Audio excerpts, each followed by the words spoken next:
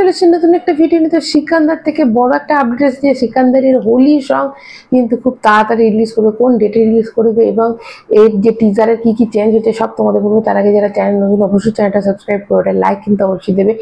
তোমাদের বলি যে খুব শিগগিরই কিন্তু হোলি সং একদম রেডি হয়ে গেছে, হোলি সং রিলিজ করবে। এটা ভীষণ দারুণ করলো যে ঈদের ঠিক আগে একটা ঈদের সং রিলিজ করা এবং হোলির আগে হোলি সং রিলিজ করা, একদম স্ট্র্যাটেজিটা ঠিকঠাক রয়েছে। এবং তোমাদের বলি যে টিজারটা এসেছে সেই টিজারে কিন্তু কোথাও সালমান খানের যে ডায়লগগুলো আছে, সালমান খানের ভয়েসটা একটুখানি বসা ছিল এবং বিজিএমটা খুব লাউড ছিল।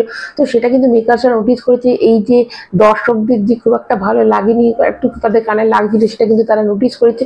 বিশেষ করে যারা কিন্তু সিনেমা হলে গিয়ে সিনেমাটা মানে অন্য সিনেমার সাথে এই যে টিজারটা দেখছে, তো তাদের কানে কিন্তু ছাওয়ার সাথে হয়েছে। তো এই তখন তারা যখন শুনছে তাদের কোথাও একটু কানে লাগছিল এবং সালমান খানের ভয়েসটা কোথাও একটু বসে গেছিল। তো এবার বিজিএমটাকে কমিয়ে সালমান খানের ভয়েসটাকে আপ করে দিয়েছে, যার ফলে কি হয়েছে যে সালমান খানের যে ডায়লগগুলো ছিল, ধাসু ডায়লগগুলো যে ছিল, সেই ডায়লগগুলো কিন্তু শুনতে আরো বেশি ভালো লাগছে, কেননা বিজিএমটাকে তারা একটু কমিয়ে দিচ্ছে, ভয়েসটাকে বাড়িয়ে দিচ্ছে। দেখো অনেক মেকাররা আছে যারা নিজেদের স্যাটিসফ্যাকশনের জন্য সব জিনিস তৈরি করে নিজেরা যেটা বানিয়ে দিচ্ছে তো বানিয়ে দিয়েছে, কিন্তু এরা যে দর্শকের কথা মাথায় রেখেছে, তো সেটা একটা বিশাল বড় দিক। এই সিনেমা কিন্তু প্রচুর, কিন্তু যদি দর্শকদের মনে ক্লিক করে যায় এই সিনেমা কিন্তু অনেক অনেক অনেক সিনেমার রেকর্ড কিন্তু বিট করতে চলেছে এবং মনে হচ্ছে তাই। কেননা দেখো কিরকম করছে যে 14 তারিখে হোলি, 13 তারিখে কিন্তু মানে সং রিলিজ করছে, যে হোলি সং সেটা রিলিজ করছে। এবং রশ্মিকা বন্দনার সঙ্গে একটা যে সংটা বাকি আছে, যেটা টার্কি মানে 500টা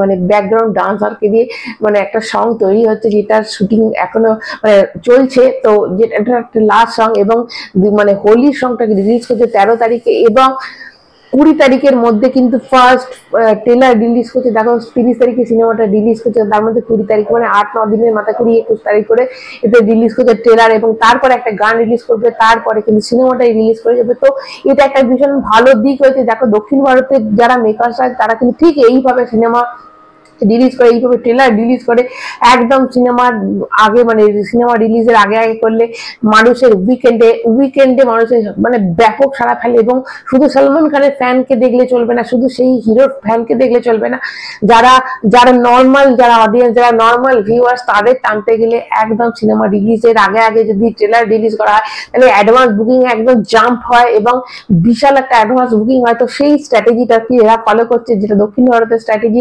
তো এখন সেটা কিন্তু এবার দেখো যেহেতু এয়ার মুরগা দোষ দক্ষিণ ভারতে, তো এটা অবশ্যই একটা ভালো দিক যে সিনেমা ঠিক আগে রিলিজের আগে আগে করছে, তারপরে অ্যাডভান্স বুকিংটা স্টার্ট হয়ে যাবে, একটা গান রিলিজ করবে, তো ব্যাপক একটা সাড়া ফেলবে অবশ্যই।